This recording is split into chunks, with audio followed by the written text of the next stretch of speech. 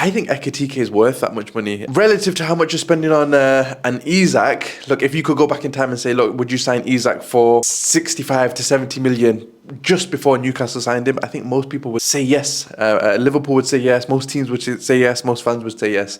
And if you're taking that approach, Ekitike, in my opinion, is at that level, certainly at least at that level of Isak at Real Sociedad. And I was a big fan of that Sociedad team. David Silva, my favourite player of all time, had moved from Manchester City to Sociedad, so I was keen on watching a lot of their games. And Isak was the player who led the line in that team, and his finishing was hit and miss. In the same way that people have had criticisms about Ekitike's finishing, I think you could make the same arguments and the same critiques for a young Isak. And Ekitike, he's led the line for the 21s for France. He's held himself in great regard in such an impressive campaign last season. I know he's not put up the most goals, but I think he gets involved in general play in terms of his passing, his facilitation, perhaps his pressing and defensive work as well, in a greater capacity than, in my opinion, Isak did all those years ago.